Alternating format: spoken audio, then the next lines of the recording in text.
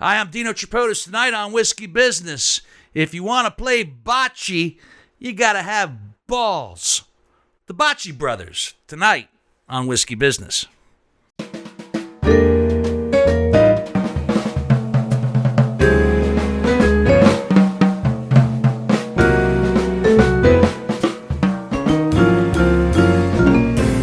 Tripodis, and welcome to Whiskey Business, the podcast not so much about whiskey as it is one with whiskey. Thank you once again for joining us, and thank you to Evergreen Podcast Network for being our podcast family as we delve into yet another rabbit hole here on Whiskey Business. Let me just tell you something right out of the gate, people. You may have figured this out over the countless number of podcasts that we've broadcast, but I'm not an athlete. I don't have a lot of athletic prowess per se. There was a short amount of time in my life where I thought I could play basketball, and I actually did play basketball, but my grandmother wouldn't sign a permission slip to let me play basketball, so I never was able to figure out if I had that ability and could make it turn into something exceptional. We'll never know. And then I found bocce. I belong to the Columbus Italian Club, and I was resistant even for that. When I first joined the club, I didn't play the first year. In fact, I waited and played the second year, and even then I was reluctant because I saw these fellow Italians taking a game so seriously, and they had style and finesse, and when they would throw a ball, it would be so pitch perfect at times, and when they messed up a ball, they would get so much shit about it. I mean, it was that kind of a game, and I'm like, do I need this in my life? Do I need to start a sport where I can be praised or humiliated all at the same time? The answer is yes. Absolutely. Yes, I did. And tonight on the podcast, we have the Bocce Brothers, which if it seems like it's all about bocce, that's not necessarily true. So we're very excited to have both Chris and Dante Lovell on the show tonight to talk about the Bocce Brothers, the game of bocce, and as we do on Whiskey Business, a whole lot more. Mm-hmm. We'll do some business first, then we'll get to the guest bottle. Or you want to do the guest bottle and then the business? I just knock out the business while we're Thank you again to Evergreen Podcasts, evergreenpodcasts.com. Check out all the range. Huge array of podcasts. Yeah, thank you. Evergreen Podcast yeah, that's what I was going to say. From A to Z, and every particular category you could think of. There you go. Mm-hmm. Well said. WhiskeyBusinessPod.com is our landing page where you can find everything you need to know, archived episodes, videos, there's pictures, there's writings and blogs and stuff Dino's put up.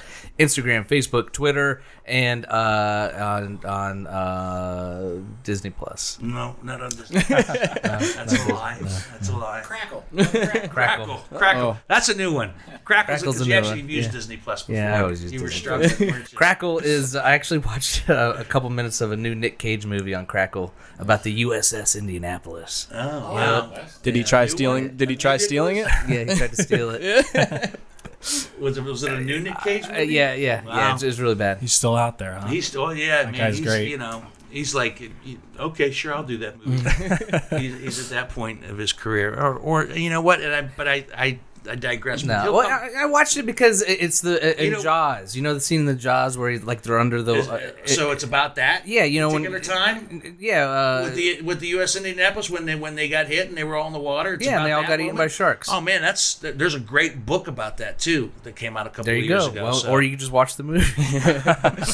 Nick Cage is a great actor. I mean, I know he's done some shit stuff. I love him. He takes his roles serious. He commits. Yeah, he commits without a doubt. And I think he's gonna pop up into something here in the next few years. Isn't he a vampire? Isn't that what they say? He's a vampire. He's been a lot of things. Daredevil, right? Yeah. It's like a skeleton. Real life, like real life vampire. There's like an old photograph of a guy that looks like. All right. He's a Coppola, right? Con Air. He's a Coppola. He's related to the Coppolas, and I'm sure that's a. Whatever the case might be. Okay, there's one rabbit hole. All right. 2 minutes into the podcast. We're out of time, boys. We are the Bocce Bros. Thank you. Our guest bottle tonight is Timber Creek Reserve, Florida unfiltered bourbon whiskey. Do not judge a bottle by its label. My brother-in-law gave me this a while back, and I uncovered it when I was like, what are we going to drink tonight? I got to go out and get something. And I found this and went, and surprised because, I am kind of we've gotten to be kind of snobby over the bottles and over the years, and anytime we get a bourbon that's out of Kentucky, we start to raise some eyebrows. But then again, we have our own wonderful bourbons that are made here in Columbus, Ohio, Watershed and Middle West. You got your own bourbon, is that right? Well, we did one through Watershed. We had a whiskey business selection, which will be coming out shortly. Go. So yeah, stay tuned. Yeah, it was a nice little plug for you. Was this distilled by? This comes from the part of Florida that's known as the Redneck Riviera. Florida's Emerald Coast, close to Destin, Florida. There's actually a bourbon out there called Redneck Riviera too, as well. If you want, I've never tried that one yet.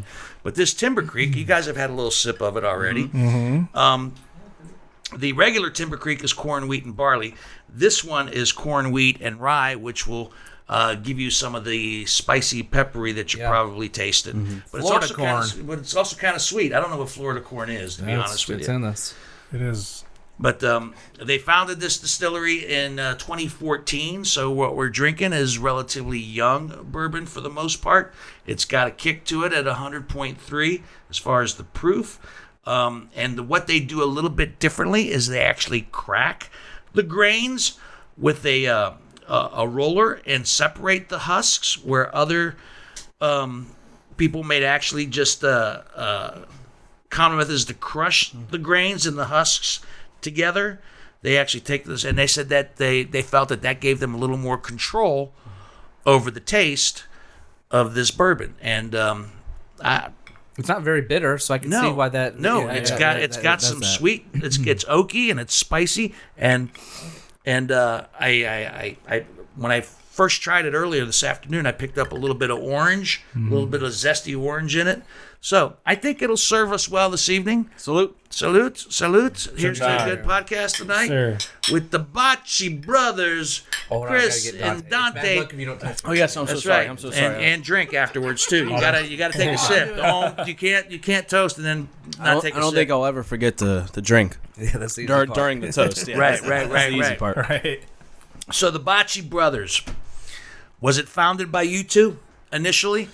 I would say somewhat. So in 2019, we entered the Columbus Italian Festival Bocce tournament. It's one of the best Italian festivals that I've been to. And I'm from Youngstown, Ohio, which is full of Italians. So when we entered a team in, it was me, Dante, our older brother, Rob Lovell. He's also a member of the club, and Chuck Malagisi. So we're all from Youngstown. We're trying to figure out our idea for our sweatshirts that we're going to wear. Long story short, we came up with this sweatshirt. Youngstown Bocce. Correct. Simple. Italian direct, simple, nice. says a lot, makes a statement. Yeah, very simple. Bocce, Youngstown. Right. And while we're at the tournament, everyone comes up and they're like, hey, where'd you get your sweatshirt? And we just said, we're from Youngstown. We made it. Didn't think anything of it. A year later, though. Later. We go to the MVR, famous restaurant in Youngstown, Ohio, Mahoning Valley restaurant. Yeah. And we're at a Youngstown tournament. One of our first tournaments we're in competitively.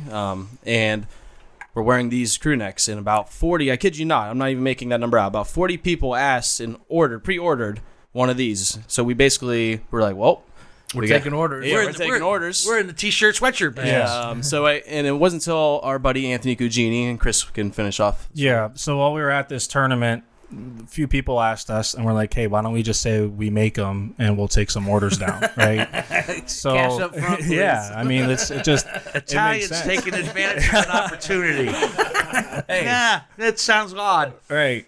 So, Hey, you know what we should do?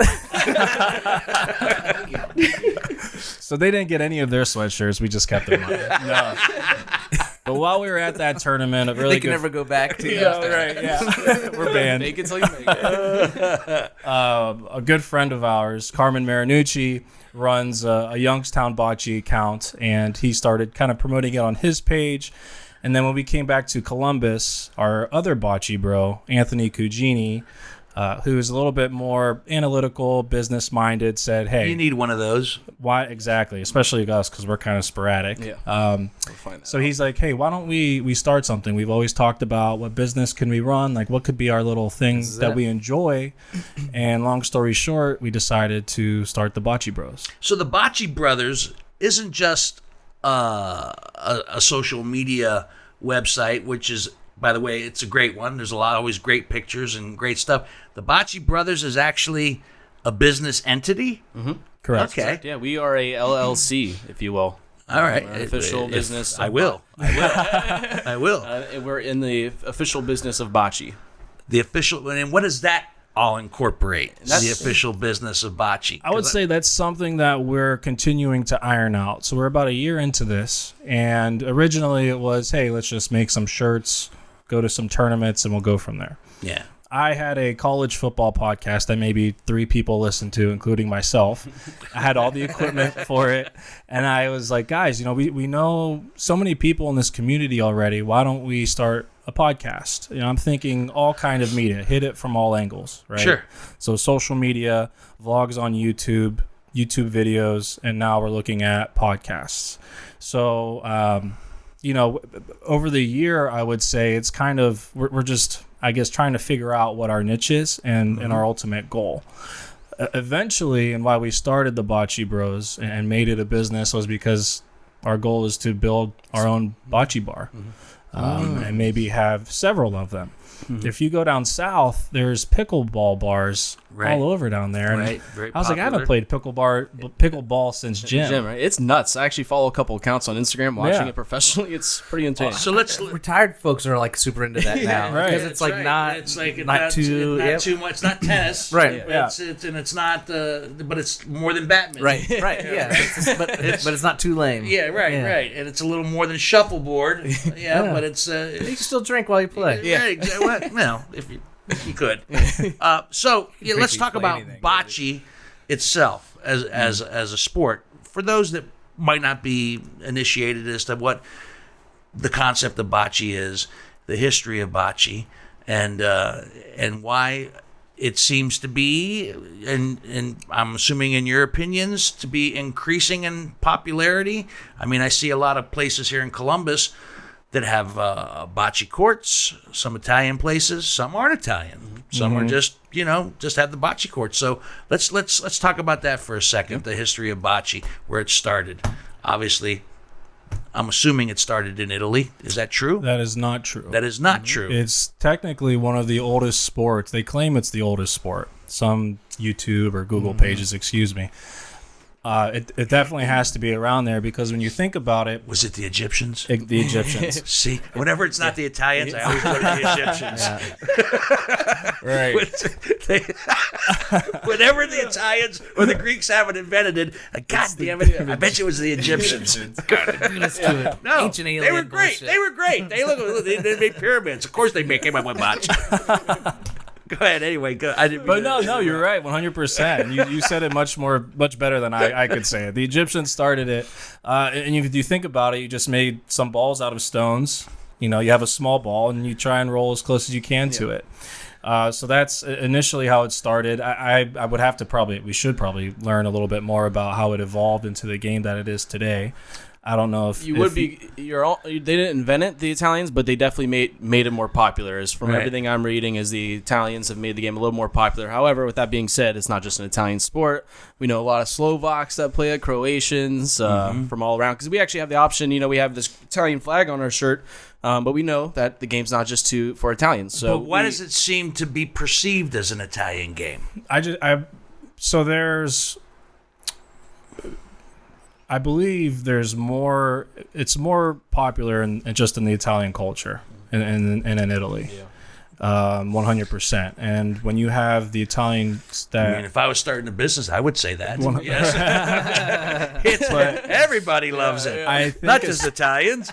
especially in America, because you had so many Italian immigrants come over here, they started their own Italian clubs, Italian social clubs, and they probably thought, hey, how can we get people to be more active, similar to what we're trying to do at the CIC with tournaments and bocce tournaments and stuff? How do we get more of the members active and come here just to hang out and have fun, right? Get away from life, get away from their everyday work life, especially back then when a lot of them, where we're from in Youngstown, worked in steel mills and just needed some time away. So I think I assume that's what occurred, is a lot of these clubs started forming and they created their own bocce courts and leagues. And they just so happen to be Italian. How many years you guys been in the Columbus Italian Club? 2016. So 5 years, yeah. 5 years? This fall. Yeah. And I've been there, Jesus, I've lost track, 15 plus years. Former president, former president, everything. You've been former sergeant at arms, vice president, president. What's the guy that orders all the liquor? Sergeant at arms. Yeah, that's the guy. I was that last year. Yeah, right. Nice job. And he did a fine job. I might add. To be fair, it was the COVID year, so I had no rentals to deal with. We renovated the club. So you did a good job. I got to did a great job. Not just me. I had a lucky, a nice crew of young guys to help out. So it was fun. It was fun, no doubt. Yeah, I inherited. I don't know what I inherited when I came, but I just Jamie Sanfilippo will tell you that he got rid of all the plastic bottles initially, and that's probably true. Yeah. And then I came in and kind of changed some brands, and got the big TV. Got the big TV came in when we painted and everything. Yeah, we bought the big TV. Yeah. Now that seems ancient now, right? Is it a tube? No, it's a big flat screen. It was as big as you could get at the time. Yeah. But I enjoyed being sergeant at arms. I took it very seriously, as you did as well, and everybody that came after me took it very seriously. So it's probably. Forget being president. Right, I'm saying that seems like forget being president and vice president, sergeant at arms. I said it at the last board meeting. I was like, "This is a thing. The only one who could do the job is someone who works from home, doesn't really love their job, or someone who's retired, right, or doesn't have a job." And I was none of those at the time. No, if you're a shitty sergeant at arms, you're gonna have a shitty year at the club because things aren't gonna get done. It's a massive responsibility. So, but. Kudos to you, my friend. You did a great job. I was disappointed that you didn't run again. Hey, next is we're right around the corner. Who knows? Maybe next year. Maybe next year you'll another run at it. Needed a rest. Yeah, an off year. Needed a break.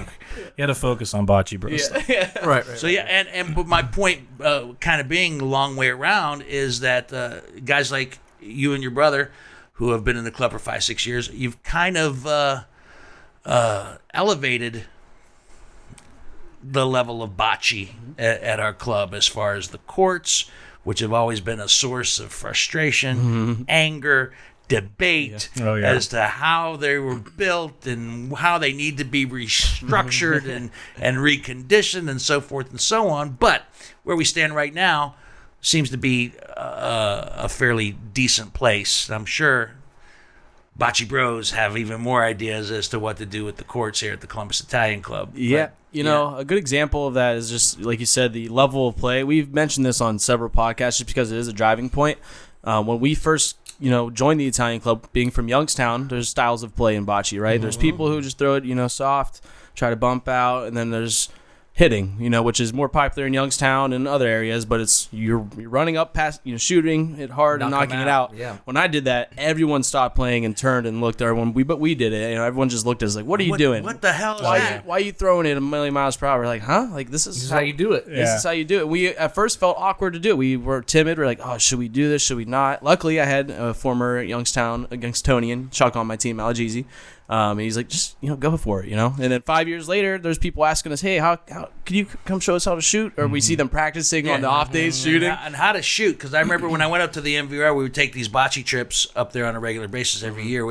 I didn't go this year or last year, but I would see young. What do you call them? Youngstonians? Yeah. Youngstonians. I just said it. I think that's right. Italians in Youngstown who were just laser beaming and dead on. I mean, like, they knew exactly where they wanted to shoot that ball, and I was like, wow. That's not how we play bocce back in Columbus. That's not how we play bocce. No finesse. Yeah. I'm not a good bocce player, but I enjoy the game. I enjoy the camaraderie of it. I'm not a great bocce player. I'm not even a good bocce player. I have good moments, and I've been a captain for Yeah. a lot of different years. I remember you, commiserating about the captain. Explain that. Picking the team. What? And Explain that how what are you captain of? You're not just like picking who you He's want, gotta but pick the team, right? you're bidding. There's a I'm bid. bidding, Yeah. but I'm also bidding. See, I look at it from the social aspect. I'm getting guys on my team that no matter if we win or lose, we have a good time. Rick Napoli, my guy. Rick Napoli. Love Rick Napoli. And actually, and Ricky loves bocce. He takes it very seriously. So I actually, one year, I told him, I'm not going to bid on you because I want you to try to get on a winning team. Selfless. That's I'm going to put friendship aside and let you try to actually get on a winning team. And then I got him back last year, and we sucked. We had we had a nice little run there for a minute, and we didn't get into the playoffs. But we had fun. Yeah. Right. And that's all I care about, So that's kind of what we're trying to figure out right now, right? So when we go up to Cleveland or Youngstown, we're playing against these teams, like you said, that can pinpoint each shot where they want. And they might not be enthused if you have beginners coming in to play in their league or tournament play. However, you have guys like you just said, you enjoy having a few beers and playing bocce. Right. I think most people fall under that category. So we're trying to figure out how to grow the game and socially, but also competitively as well, because we see how much fun these games are competitively, not only to be a part of, but to actually watch. So we do some streaming on our YouTube page. We actually just invested in some cameras and Bocce is going to change the way you view it. Yeah. In the next coming months. Right. It's just like bowling. I mean, most people are just want to go and drink beer out of plastic cups and throw it, but then there's people who are so legit. Yeah. What's funny is we grew up bowling from like 4 to 19. Oh yeah. Were you guys bowlers? Yeah. Our dad every Saturday morning we'd wake up and go bowl, and then as soon as we come home, 9 a.m. Yeah. You good at bowling? What's your average? My highest I got was a 201. Get out of here. I bowled a little longer than my brothers though. I bowled actually until I was like 19. They stopped around 15. What's your average? I was around 190 or so. 190? Yeah. I think on a good day I cracked 100. You say it. I might get triple digits on a good day. I think my average is like 104. Yeah. It was funny though. We'd go bowl. Our dad's Irish. I can't play any sport well. I can't even fucking bowl. You're lucky you're funny, goddammit. And we're gonna have a break here.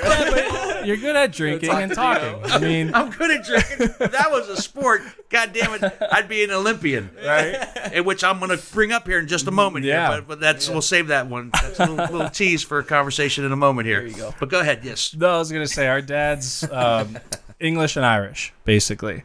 So he was the sports guy, always made us play football, basketball, baseball, bowling. But the point was, as soon as we got home, our Italian mother would be ready with a mop, rags, and any cleaning utensil she could find and say, all right, now you're mine. Right. And so we went from having the time of our lives to having to clean the house. So what was that like growing up? Because, your last name is Lovell. Mm-hmm. Doesn't really ring Italian. And now you just told me your father was Irish, English, and... A little Dutch in there. He's a little mixed. Okay, but mainly English and Irish. Okay, so how was that growing up in a mixed ethnic family like that? We loved it, and what was nice about it, so we had our big Italian side. I mean, we knew our 5th, 6th, 7th, 8th, 9th cousins, right? I mean, every holiday you had 50 people there. Even now, pre-COVID, we had 30-some people. It's great.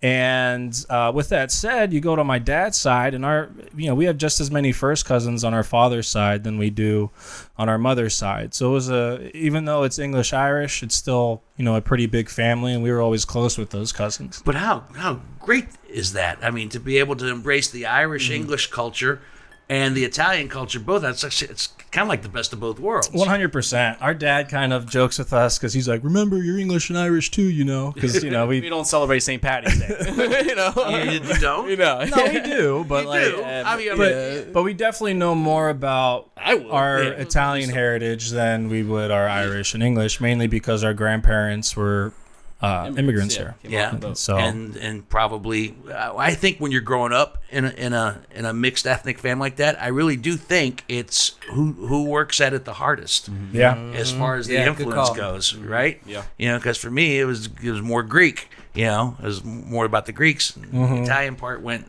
by the wayside, and so I wish I could speak Italian as well as I speak Greek. You know, So your grandparents were like straight off the boat, Yeah. basically, and did they spoke Italian, right? Yes. Did they teach that to you when you were kids, or not really? No, I think it's funny, generation to generation.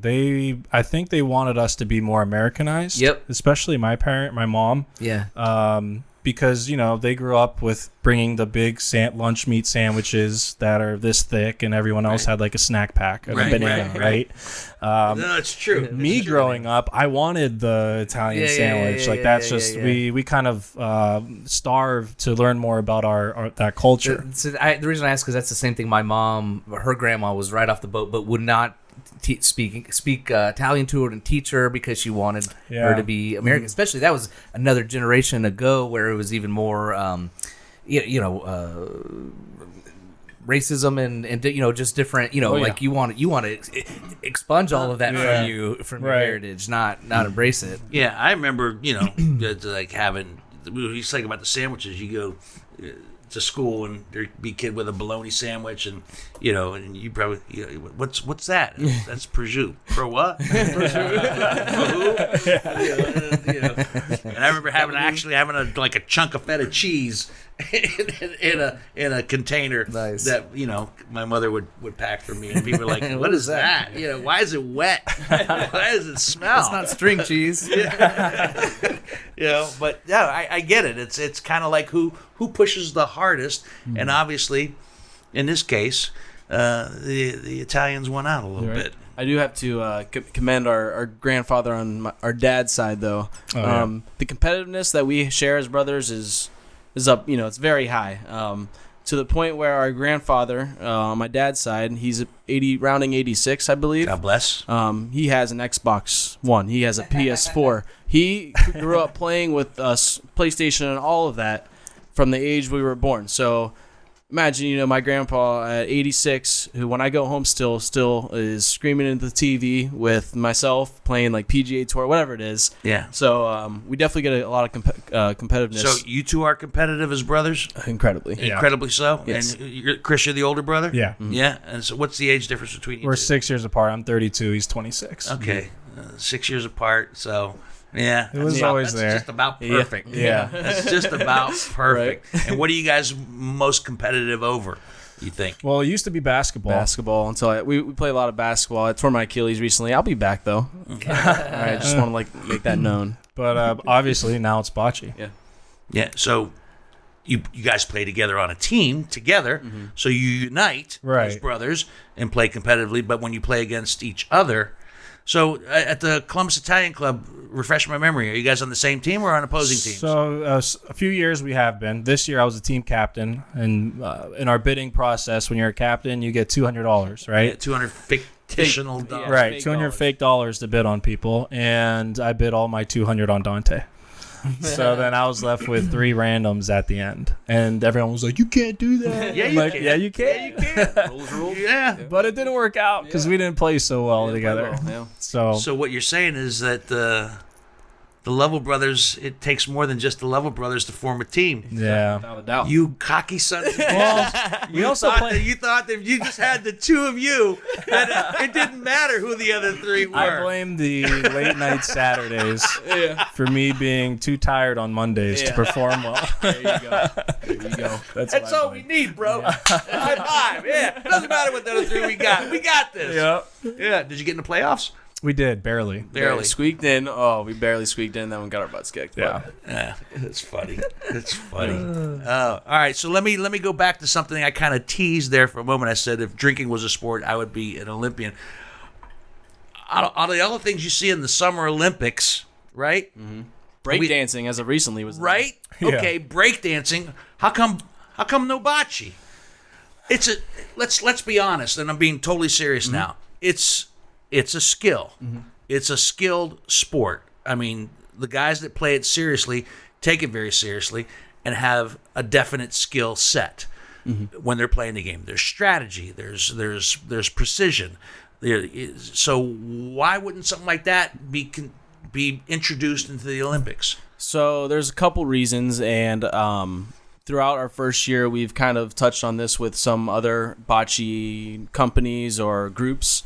that know a little more have been, trying at this for some years. And basically, there's a committee on the Olympic Committee, right, that looks at several task lists of what your sport needs to have, and one of them is an organization. So, like the USBF would be an example, United States Bocce Federation.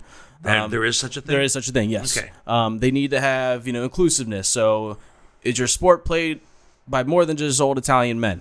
Predominantly, So yes, we have Slovakians and Egyptians and Greeks and yes. Age range, is there a fan base around it and so forth. And at the last Olympics, or two, whatever it was 4 years ago, they looked at that and they said, nope, sorry, not yet, right? So fast forward years later, you see more and more of that, more inclusiveness, more diversity in the sport, younger, older. Well, in your opinions, what will it take to pull that trigger and say, "Yep, bocce. Let's put it in there"? So there's a few different ways people play, right? Like French, I think they call it pétanque. Pétanque, excuse me, bowls, right? There's so many different versions of the game that's played. You think maybe that's probably the There's problem? PVR, like it's different type of rules, different type, like back ball will be dead if you touch it, and back ball's live. Okay. So we're trying to figure out, and I know USBF is not but we're trying to assist with it, getting the word out there of, hey, should we have a set of rules that everyone abides by? That way we can get this into the Olympics. The international, the World Federation. And there is there are those set of rules. I kind of get that, though. Yeah. If the sport has variations on the theme and it's not a collective game that is played the same. Golf, all everywhere. the same rules. Golf is golf, right? Right, yeah. I think about when did curling? I was going to bring up curling. Did curling get into the Winter Olympics? Yeah. At one point did they go, "Oh, yeah, everybody loves it. Let's go." Yeah, it's inclusive, and it is inclusive, but it blew up. It blew up, and it's played the same. I mean, I don't think there's any different rules in curling than what we see in the Olympics. Early in the Whiskey Business episode, we interviewed our buddy. I can't remember his name off the top of my head, but he was in the too many bottles of whiskey. He was in the local Columbus curling club. Yeah, He's a rock star. What's funny, and this is real quick because this is kind of a side topic. Our work does an Olympics every year. My company, I work for a healthcare IT company out in Columbus. And so all week we have Olympic events, right? You form a team, we do it. One of them is office chair curling, which happened today. But I kind of screwed our whole team over. I had to bump a office chair out, if you will, and my bocce mind took over, and I threw it and ran across the line, as you can do. And they called me out. We lost the game, but I had to bring that up since we're talking about curling. It happened today. That sounds like fun. Yeah, we should do that. Yeah, we should do that at the radio station. Yeah. Or go home early, take a nap. Office chair curling. So, are you hopeful that this will? I mean, do you see it actually happening at some point? It's not a matter of if; it's a matter of when, in my opinion. And I think the collective in minds, your lifetime, boys. I think in 4 years. In 4 years. 2020. Actually, it would be what 2028. I think it's in America. Is the goal right it's in now. America. 2028. All right. My next question is then: if bocce goes into the Olympics, would either of you or both of you train to be on the Olympic bocce team? 100%. Why not? Yeah, without a doubt. And I didn't really think, I always said no to that question until the USBF holds nationals every year. I didn't even know about it. It's barely advertised because, in my general opinion, they didn't do a great job of advertising it. And then I find out that the winner of they have different events, co-ed doubles, open, singles. The winner of the singles gets sent to Brazil for the the bell of the ball, right? And I see them competing on live streams at American Bocce Company. Shout out to them. They do a great job of promoting the game bocce that they were showing. And I was like, I know that we may not be better than them, but I know that we can compete. And I know people in Cleveland and Youngstown that don't play that type of bocce, that more organized professional court, back wall, dead, that they would move over to this and they would do it. They would definitely show out. You made an interesting point that intrigues me a little bit. The different types of teams, co-ed, so forth. And recently at the CIC, whose idea was this for the King of the Court? It was a collective of ours, myself, Anthony Cugini, Chris. I'd say Dante and Anthony, they led the charge but there. that was like mano y mano, right? 1v1, mano y mano. Who's the best of the club? Double elimination Was that bracket. you? Did you win Chris that? won. Nice job. Chris. Well, you're the king of the court. And I have to say, Chris kicked my butt. And I don't really like to admit that, but when you get your butt kicked like that, you can't Did he do kick that. Does he always kick your butt, or just he in that kick it, match? or was No, I think No, we're pretty even. We're pretty even. So did it come down to you two? We were in the final 5 Semis. Okay. Yeah. All right. So my point being is that as a solo player, if we were to get to the Olympics, there would be a solo division. There would be a co-ed division. There would be a team division. It seems like you could probably be involved on all those teams if you wanted to be. Yeah. You could go to the Olympics as a solo player, a co-ed player, a team player.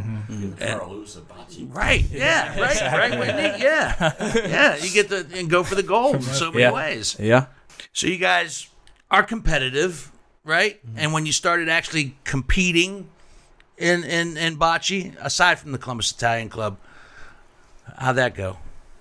Nah, not as great as we would hope it would have. So we've always played growing up. We play at the CIC. Anthony Cugini tells us, hey, there's tournaments in Cleveland and Youngstown all the time. Right. We get a team together. So our main team is us three, me, Dante, Anthony Cugini, and John Panico, who you know. Mainly because we're all in Columbus. Now, we could play with Carmen, our fourth Bocce Bro in Youngstown. We try to, but, it's tough. So we get to Cleveland. It's our first tournament. We're like, okay, we kick everyone's butt in Columbus. Just wait till We they got see this. us here. This is easy. And we Kind of the same thought you had when you drafted your brother and spent Exactly. the whole $200. yeah, it didn't work out. Yeah. I didn't think that through because he had just torn his Achilles. Yeah. So he was like rolling down the court on his little scooter. And at that point, I realized that was a bad decision. But we get to Cleveland, and we were literally out of the tournament within 2 hours. I mean, we got our butts whooped. And a lot of it is just gaining experience. And I didn't really understand it at first because, we're athletes, we're competitive, we thought we were good. But it's like anything else. You go into it, it'll humble you quickly if you don't respect it. Who and take beat the you, time. younger guys or older guys? Older guys. Yeah, older older guys. guys. Some of the best guys we know are In the there. guys who've been playing it for 20. Even like they're actually like Frank DeSilla has only been playing for like 5 years and beats our butt. Right, but they're in their 60s, 70s. Yeah. And some of these guys have been playing for 30 years. Other guys have only been playing for 5 or 6 years.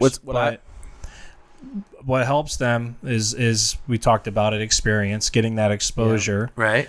What Cleveland and Youngstown have that what they have that we don't have down here is access to courts. Now, yes, we have the CIC, but they have multiple clubs, bars, restaurants, Indoor. Indoor covered especially all year round. as well as outdoor. Where else in Columbus are there any other ones around here? There's a handful of There's them. a few, but they're not like what you see in Cleveland or Youngstown. And they're all the Cleveland and Youngstown, as he alluded to, has indoor courts, so you Right. can play all year All round. the time. Would you guys actually demean yourselves and just play Lon Bocce without a court? Would you do that? Just to- 100%. So that's We do it every time we go home, back home for holidays or anything. We my dad had a whole court lined out with paint, yard paint, when we got home for like. So he whatever. actually constructed lines Yeah. in an actual lane Yeah. per se. Versus just throwing as it over opposed- the as roots and opposed to stuff. just- But if we don't have that, opposed, like you go on the beach and you take some bocce balls on the beach and you throw the Oh, yeah. lean and you throw the ball Yeah. and you're So playing we beach bocce. in order to grow this game, you're going to have to kind of expand it in that way. It doesn't matter what Yep. surface you're on. Of course, when you get competitive, you want to have a better surface. But if you want to grow the game of bocce, you cannot be stingy with that. And we actually had someone on our podcast. I think it was from the Maestro. Maestros are guys I was Yeah. just saw them this weekend in Chicago. They took great care of me. But yeah, they are predominantly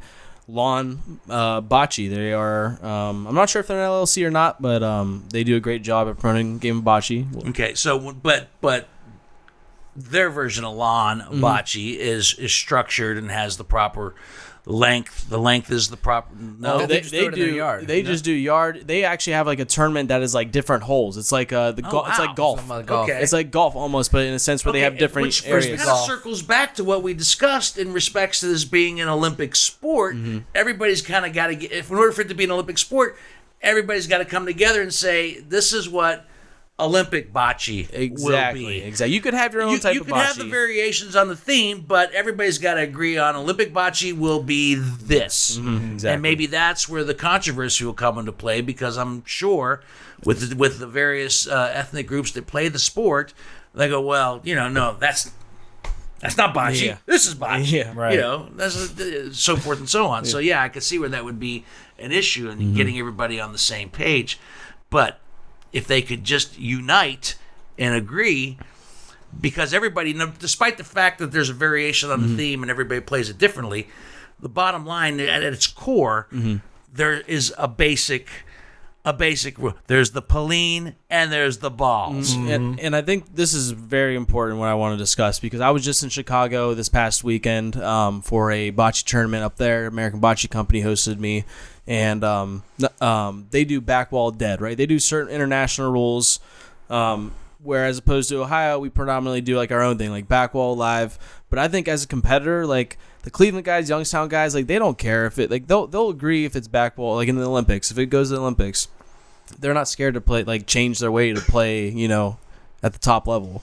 So I don't think there will be an issue once there's a set of rules agreed on, for the Olympic level. Like they're not going to have an issue, Right.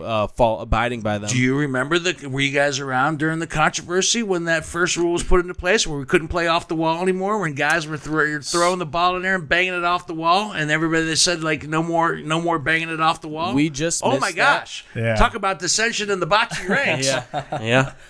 Which is wild. So if you're listening, you've never played bocce before. What we're saying is, if the balls are out in the court, right, and you go to shoot one out, and you miss all the balls, and you hit the back wall, that ball is now taken away from the court. Out. Dead.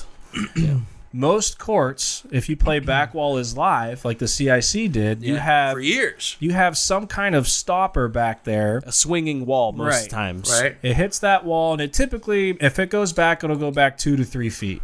But what I heard was when you guys hit the back wall, it would literally go back to half court. Oh, there'd be guys that would be just winging it, and it hit the back wall, and it would come back off the back wall about anywhere between 6 to 10 feet, Yeah. depending on how hard they threw it. It's a wild variation. It was crazy. Yeah. It was crazy. So House rules. When you young kids introduced the no playing off the back wall, like what?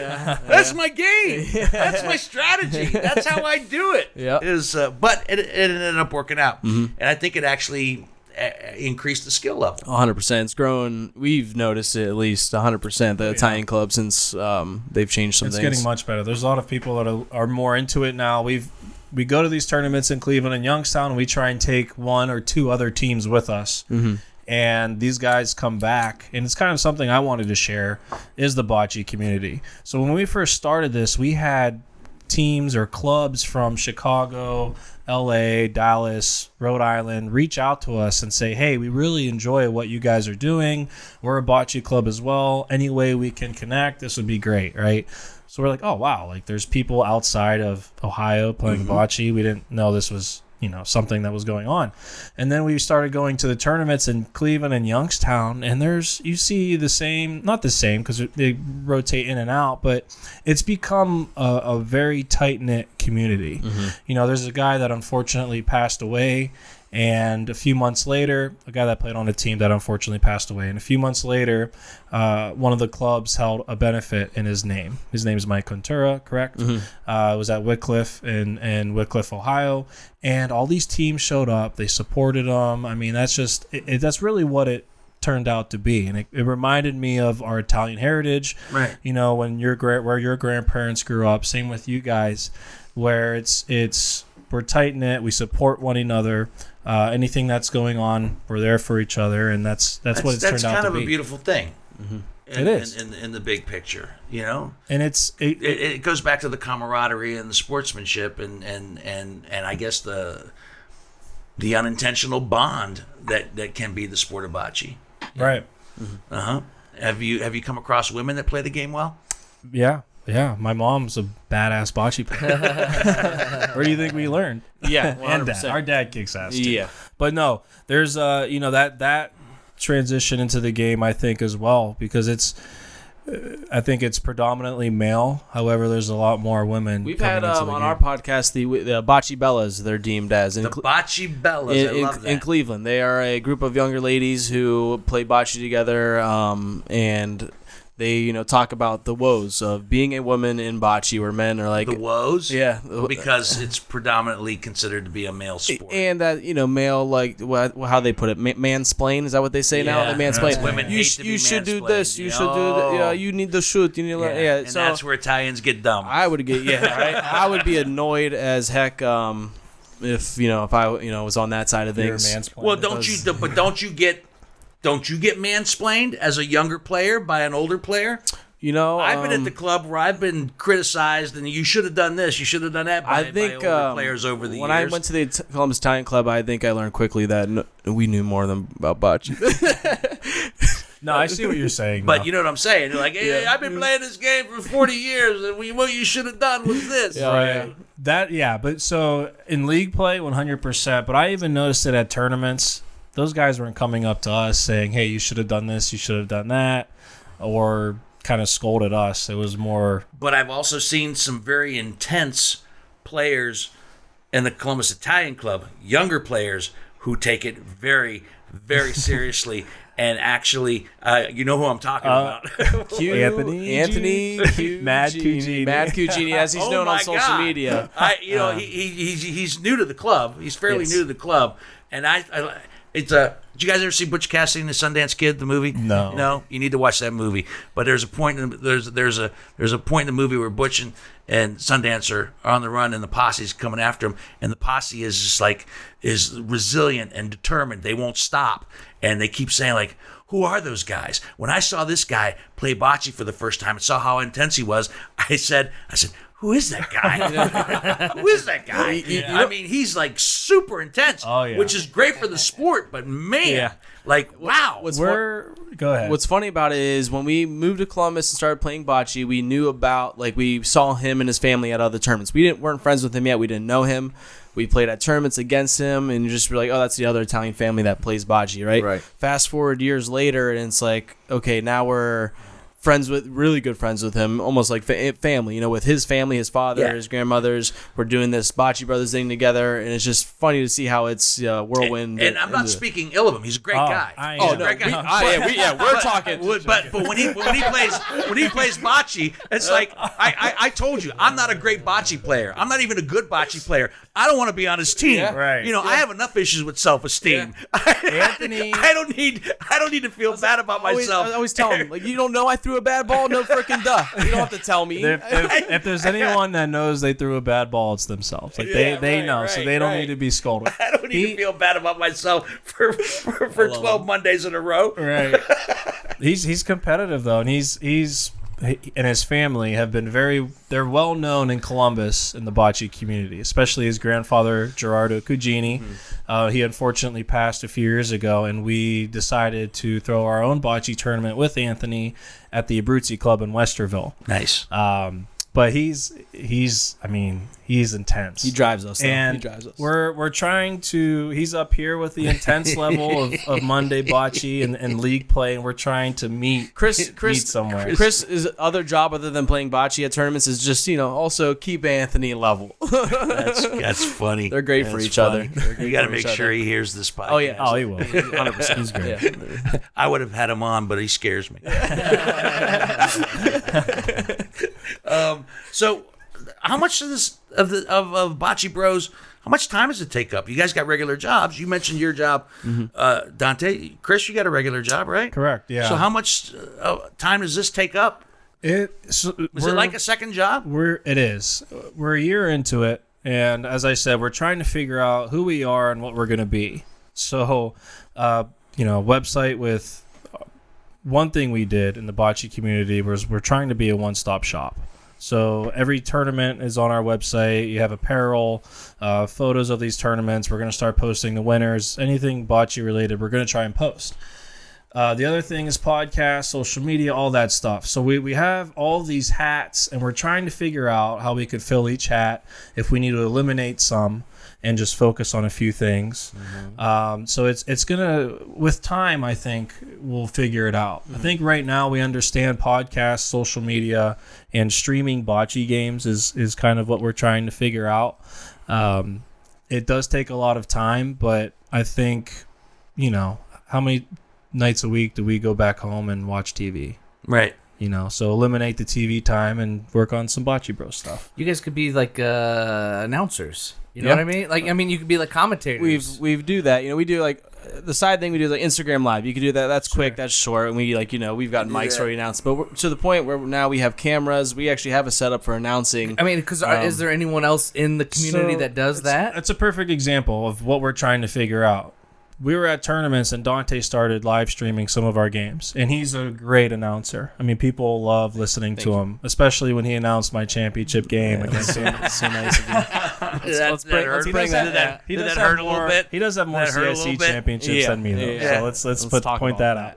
But so we're like, okay, there's a need for this, especially when there's people. There's typically, one of the tournaments in Wycliffe has over 100 teams in it. So there are people tuning in, watching these games. 400 people watching. Right. So, we realized, okay, there's an opportunity here for us to do the live streaming, us to be analysts. A lot of these tournaments where they have their championship Sundays is what they call it. They'll hire outside companies to come in and do their live streaming. Sure. So we're like, oh, maybe we can do that. We can do that. Yeah. So what would you do about the language? What's the one above PG-13? Above PG-13, because people want that. Bocce courts get a little raw. Yeah. Well, but we kid about it, but you're already doing the podcast thing. We've been talking about at work the Peyton Manning and Eli Manning doing. I love that. I think people are excited about other ways to consume sports or whatever it is. So you kind of have a fun little angle and go for it. And all right, I always think it's funny. There's these gymnasts or skaters that you never hear of, that you don't know anything about them, and then here come the Olympics, and they're front and center of the entire world for 4 weeks. And that's kind of the same thing. It's you guys are could put yourself in that position where they're you might not ever play in the Olympics, but you could set yourself up to be the experts. Where well, I don't know who else to talk to. The Bocce Brothers. Yeah, the Bocce Bros. And I go back to that. It being an Olympic sport. I mentioned it earlier in the podcast where anybody of any age could be that Olympic athlete if they've got the skill set. You guys, obviously being younger, feel the need to be in good physical shape. And I always laugh because one of our club members actually tore a tendon in his arm playing bocce, Mikey Two Shots, Mikey Provenzano. Oh my God! Yeah, really? Years ago. Yeah, he actually tore a tendon in his arm playing bocce, and our buddy Gus Felicia is listening in the back, and he's like, "What happened?" He goes, "Oh, when I was playing bocce." I go, "You know what? Come up with another story. Come up with another story." Please. Because it doesn't seem initially to be a very physically demanding game, right? Yeah, but you're saying that the strain on the back and so forth and so on, that you probably need to be in, it would help to be in better shape. A good example, that USBF Nationals that was just held in St. Louis, I believe. Don't quote me on that. They played from Monday. They had to you have to take off of work. It's Monday all day up until Sunday. And there's events maybe it's Tuesday, but regardless, any more than 3 days of bocce is in a row is ridiculous. So your body, you're going to be on your feet all day. You're going to be on your feet all day, and I would think that also mentally. This is a game where you can get into people's heads, and mentally you've got to be focused and whatnot. And if you're that's another thing, Dino. When you're talking about these tournaments, they start at 8 a.m. It's a Saturday, so you're gonna crack open a beer, right? At some point, yeah. And the next thing you know, you win a couple games, and it's 7 p.m. and you have to go back out and play your fourth game. How many drinks have you had under you? So that's another thing we're trying to figure out. Yeah. Anthony doesn't like us drinking a lot. Yeah, so we wouldn't drink at first. So like Anthony and his dad, like, hey, one drink. You know, all right, well, you know, we're new to this tournament thing, and then we realized like we do way better once we have a couple. Loosen up a little bit. Relax a little bit. Sure. Yeah. I mean, I get it. A couple sips of wine. We've had people bringing their own homemade wine, you know. You guys brought me a bottle of homemade wine. Yeah. Oh, Yeah. That's nice. I'm looking forward Chris, to that. Yeah, it's CIC guys. So me, Mike Pizzuto, John Panico. Again, another thing that the youth is attempting, because normally all the bottles of homemade wine that I get from club members are from older members who've been doing it for years. So you think this wine's good? You like it? Honestly, and I'm not. I paid and assisted as best I could in making the wine. I wasn't in the actual Paid. Yeah. like looking at John Panico is out there. Who was responsible for the wine? So it's mainly Mike Pizzuto and Mike John Pizzuto's Panico. a good person to have in there. Yeah. Yeah. So Johnny Panico, All right. myself, Chuck Malagisi, Uh-huh. he's good to have. Vince Alger, I don't know if you know who he is. He's a newish member. Younger guy, you know. But there's a good 5 to 7 of us that we did this a couple weeks ago. We went over. We went to Cleveland, picked up the grapes, drove it down back here to Mike's house. We set up tents because it was raining. We took the leaves out of the grapes, put it at the grinder, did what we needed to do to get the juices out, put it down in the basement. And we're going from there. So did your homework. I mean, you guys followed the method. We were at a tournament this May, and we brought a bunch of homemade wine. Me, Mike, Panico, Dante. And we're sitting there at the picnic table, and there's this one guy raving about his wine from Cleveland. Oh, my wine's the best. It kicks this guy's butt, blah, blah, blah. Eventually, he comes over to our table. He's like, hey, let me, try your wine. And he tries it, and his eyes lit up. He's like, holy, shit. Your wine. Yeah. And it was, again, mainly because of Mike and John Panico. But they really do a good job. They know what they're doing. You said the word attempted earlier. They're beyond tempting. he was- Doing it. So I'm not in it. I watched them them do open it up, let it It's breathe promising. for a few minutes, and it'll be great. Okay. But I'm looking forward to it. again, it touches the heritage. I spoke on it earlier. We talked with Anthony about trying to find something that made us passionate, that tapped into our culture, that tapped into our heritage. With our grandparents coming over here, everything we learned from them, Bocce's one of it. Finding the Italian club was, it helped us out a lot to kind of cure that homesickness. What brought you to Columbus? What brought us to Columbus? Work, school. For me, it was work. Our older brother, Rob, he went to Ohio State and never left. And 2003, he went to Ohio State. I was 8, and I was like, I'm probably going to come here at some point. And I ended up going to Ohio State, lived with him when I first started out there, and next thing you know, all 3 of us are here. Yeah, you go. that's nice. Yeah. Families together. Yeah, 100%. Yeah. Let me ask you, in respects to the competitive nature of bocce, has anger in the sport ever imploded to where things have gotten ugly? Not upon us, but we've seen other... Unfortunately, you've seen that sometimes, and it goes back to starting at 8 in the morning, and by 7, 8 p.m. at night, you have teams that have been drinking all day, and it goes also, we touches on rules, right? So Right. in some leagues or tournaments, your front foot has to be behind the line when Right. you throw the ball. Other tournaments and other league play, your back foot has to be behind that line when you throw. So you got to remember all the rules. Yeah.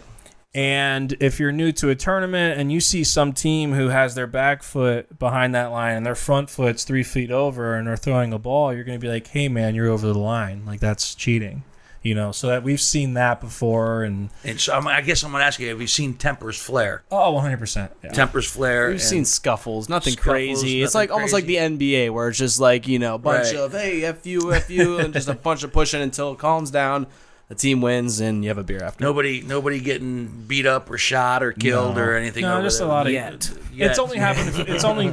We've been to 50 tournaments. Let's say it's happened to 1 or 2. Yeah. So it's it's seldom, but you have a bunch of Italians drinking wine, alcohol, and What's gonna happen?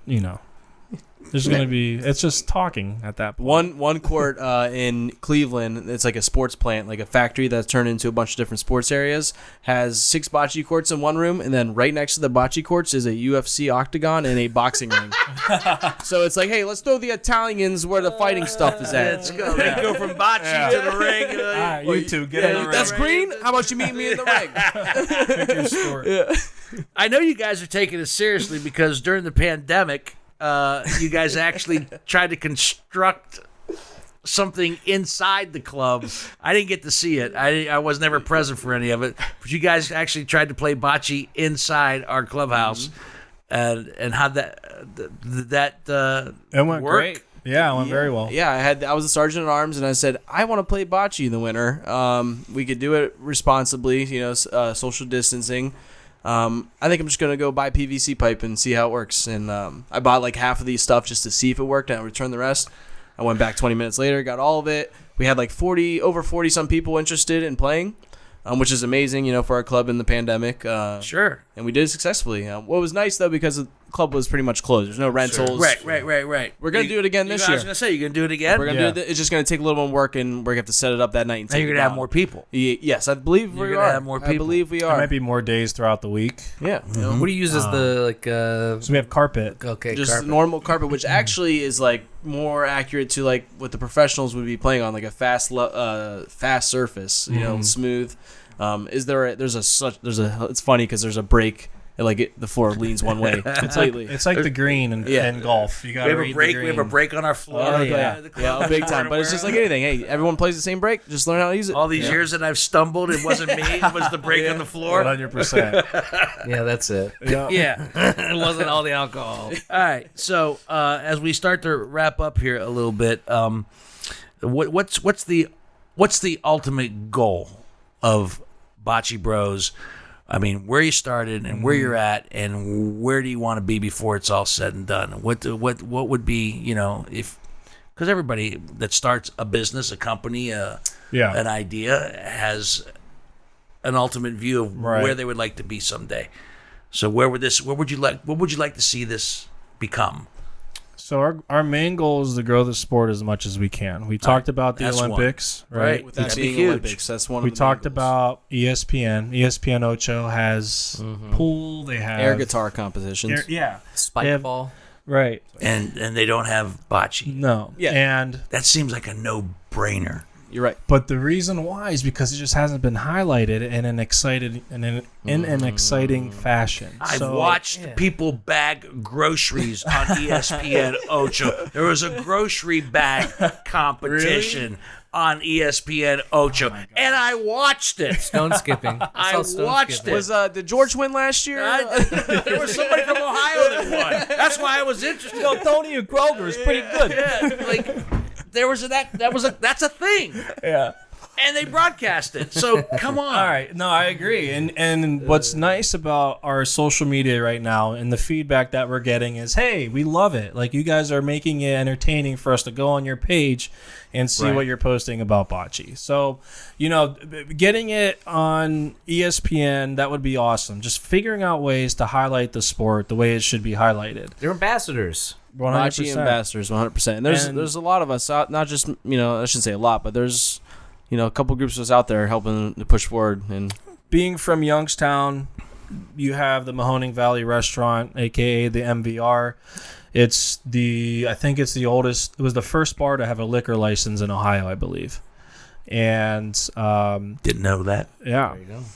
kind of a random fact. Road Yeah. trip. No, But no, they it's have- a great restaurant. Oh man, Oh, the food is amazing. Italian, obviously. Oh yeah. They have 4 bocce courts, and they're going. They're currently under renovation to basically redo everything. They're going to add a 5th one. It's going to be basically a bocce mecca. Yeah. Already is. We want to do something like that here and figure out ways to grow that, because we think one of the reasons why the sport isn't being grown is because it's just limited right now. There's really no opportunities for people to play. Yeah, well, and they have in Columbus, Ohio, they have the pins, mechanical, Right. like duck pin bowling, what they Right. call it, and like it's just kind of if you build it, they will come. Those places are packed. Yeah. Nobody knows how to fucking play the game, or they want to. Nobody even wants to play the game. Right. But they get loaded and they wait for 4 hours to play that stupid game. 100%. So if you had the bocce thing, people would go. And and trust me, there's a lot of bowlers, as you guys mentioned earlier. They go, I bowl. I can do this. Yeah. I can play this. And then they would realize, well, wait a minute. And then anybody that's even slightly competitive would probably get the dig itch. deeper You get and the get the itch and be better at it. Give us all the information on Bocce Bros. How do people find you? How do people connect with you? Give us all that information right now. Everything is under at the Bocce Bros. So you can go to thebocceBros.com and then any social media platform, YouTube, Instagram, TikTok, Facebook. TikTok. Anything and everything. You go to our website. You can thebocceBros.com. We actually are trying, like Chris said earlier, make it a stop for you can see bocce clubs on there. You can see bocce tournaments. That's a big one. A lot of people in the Northeast Ohio area go to our website to see what are the tournaments coming up. What are the past tournaments on there? If you want a bocce crew neck like this, you can go on our website. But again, we're diving into the realm of live streaming, live games. You can subscribe to our YouTube. Check out. We always do fun videos, Chris and I, and You have to check out our. I've watched some of Dante's videos. Yeah. He's really good. You're really good. Yeah, I like to mess around and You're create really fun good. stuff. You have to check out our Bocce Balboa video. Yeah, I did. Did you see that? I've seen the It's Bocce a fun one. Balboa. Bocce Balboa 2 will be. So we're Bocce gonna have- Balboa 2? Oh, there's always So there's there's- always Is there a Bocce Balboa 2? it'll- Is it out already? not yet. It's Oh, no, we have it's to coming. wait for it to snow. I need Russia. That's the Russian. Ivan Drago. Yeah, after an When- Achilles when Rocky tear. played his brother. Break, It was. If he dies, he dies. We need to get our mutual friend Stacey McKay one of those sweatshirts. 100%. So Why? we were. What do you mean? She's an Italian northerner. She's a northern. She's a Clevelander. Oh, Clevelander. Oh, then she. We'll she's give her a a Cleveland Bocce Yeah, shirt. you too. You You, got a as well. Cleveland- We got one coming for you as well. We just We need were your hoping to size. have more in stock. Double yeah. XL. Double XL? Double Beautiful. XL. Let's Okay. not kid ourselves. Okay. How about you guys? We'll get all their sizes. Yeah, that's awesome. Well, guys, thank you. This has been delightful, informative. Yeah. It's There's been some awesome. things, It's that, been fun. things that I didn't want, and I'm glad that you guys have a mission. Yeah. You have a plan. What started, let's be honest, maybe started as a kind of a whim, right? Yep. And then all of a sudden you go to Youngstown and someone says, "Hey, I like that shirt. Where can I get some?" You're like, ding. Yeah, that's how it starts. Right. For months, we tried figuring out, hey, what business can we start? What can Yeah. we do on the side? And how great is it to do something to have a business be something that you actually love and have passion You said about? earlier, does it feel like a second job? And I was like, no, it doesn't yet. Because I've had so much fun Right. while spending my nights, working on stuff. Like I've had fun doing it. No, that's the best job in the world. Yeah, no doubt. Do what you love what you do. Right? Yeah. Right? Well, Must be. I'll cheers to Why would we that. still be in radio. We cheers love to what you start do. it. We cheers to end it. Yeah, there you go. All right. As we wrap up this evening, Mr. Hansberry, a little bit more business before it's all said and done. I forgot to mention our YouTube page at the beginning. Sorry, John. How dare you? How dare you? Because it's really actually our So finest make product. an even bigger deal about it right I'm now. going to. Yeah, I did. We did. We started YouTube Whiskey Business with Dino Tripodis, but John does a great job with all our videos. And John, they're unedited, so I don't know. You guys are podcasters, so the videos are unedited. I love that. I watched a couple of them. Yeah, and I clean mine up. So this podcast audio. is always like 20 minutes shorter than the video. So if you always want to see the bullshit Good to behind the know. scenes, all the and Nicolas Cage, USSR. USS Indianapolis. But also, you can see these wonderful shirts that these young men are. And is this a hat too? Yeah. Youngstown. We have all types, all cities, anything custom. So go on YouTube to see these hats. Yeah. And outfit shirts. WhiskeyBusinessPod.com, EvergreenPodcast.com, Instagram, Facebook, Twitter, and Crackle. crackle. Where you can watch the new Nicolas Cage. Every once in a while, I remember to say that Whiskey Business is a Never the Luck production produced admirably and excellently by Greg Hansberry on the audio side. And, of course, the amazing, there's the thumb that's launched hundreds of YouTube videos. John Whitney. Could not do the podcast without them. My many thanks to both of you, Dante, Chris. Continued success, man, and this has been a blast. Thank you. It's been a blast. It's been a long time coming. We talked about this for a while. We tried to schedule one time before. Dante fucked it up. No comment. I plead the fifth. But We did it. But we got it. And We you're got going to it. be on our podcast. Yes. I would love to be on your Yes, podcast. Bocce Bros podcast. As much as I love doing this podcast, I love being a guest on other podcasts because there's no pressure. Exactly. Yes. I just Come have- and tear it up. Come and tear it up over on our podcast. Be happy to. I would love to. You let me know, and I'm there. And so, my friends, we're going to take a little break for Thanksgiving, but we'll be back after that with a couple of episodes in December, including our Christmas show. Check out our previous podcast. Nikki Winkleman is out there right now with The Color of My Pee. It's a very funny and insightful podcast. And also the one before that, Matt Benjamin, The Trip to Ayahuasca, which is pretty fascinating as well. All kind of stuff on Whiskey Business from A to Z. So thank you for subscribing and thank you for listening. And until the next bottle, see ya.